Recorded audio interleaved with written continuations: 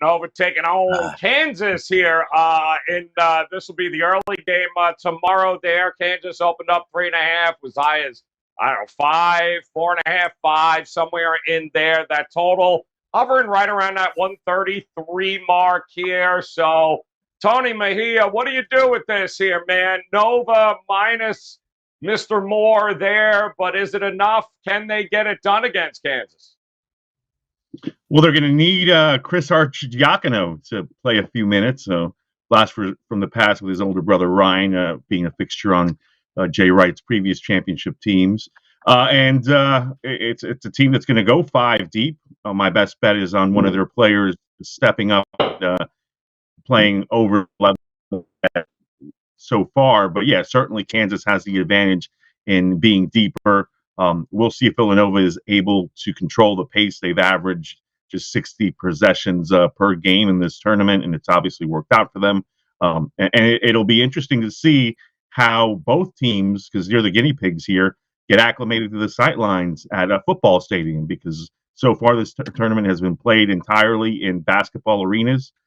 This is at the Superdome in New Orleans, so it'll be a different look for both of these teams all year. I mean, you look at the venues that all Final Four teams have played. It's been exclusively in basketball stadiums, even at in Vegas. You know, that's a normal looking arena. This is going to be a completely different look. We'll see who gets acclimated first, and then with these two teams, you know, Kansas likes to go a little faster, but you know they do the rock chalk stuff late in games if they have it in control. So they're very capable of milking a shot clock. Villanova, you know, they want to take the shot inside the final 5-8 seconds of the clock, and especially now with a shorthanded roster, they're going to want to shorten the game. You know, so potentially the under is a look in that first game, maybe even in the first half, considering game situations could affect the second half. And then I noticed that the number has actually risen despite most people coming in on the under. So we've got a little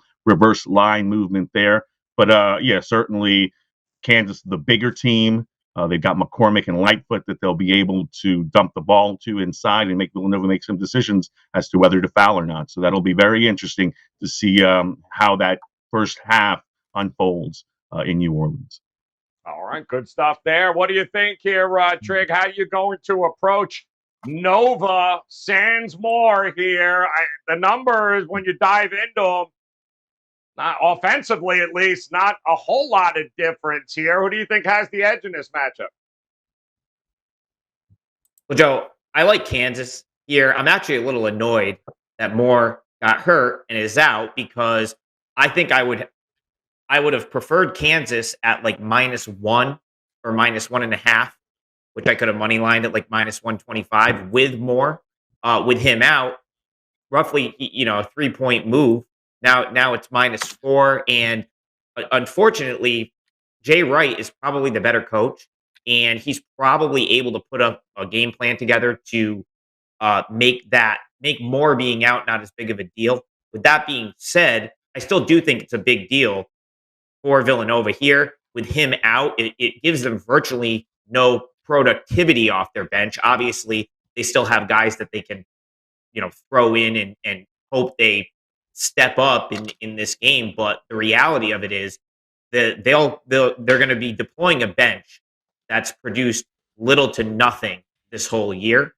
Whereas you've got Kansas, you know, they can bring a guy like Remy Martin in off the bench, Devon Coleman-Lands.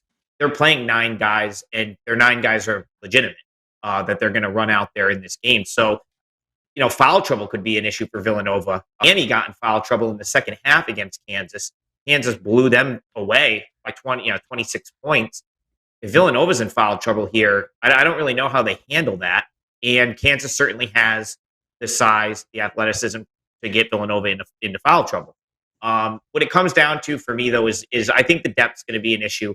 I don't see, even in a slower game, which Villanova is going to try to slow this down as much as they can. I don't know where the Villanova points come from. You go back to Villanova's win over Houston. Villanova a little fortunate that Houston, you know, just could not hit anything from distance. You know, I know some of that has to do with Villanova defense, but man, 1 for 20. A couple of those threes fall. and we're probably looking at a Houston Kansas matchup here, not Villanova Kansas. So I like Kansas to win. I haven't bet it yet. I'll have to like convince myself within the next day or so if I can stomach laying the 4 points in this game. But in my opinion, it's not. Kansas is the better side. I think they win, and I'm still determining, how I'm going to bet it, if I'm going to lay the points. But I will absolutely tweet that out and follow up with exactly what I do. So, Finn, let me approach it this way for you. Give me the name of two guys here, maybe even from a prop betting perspective.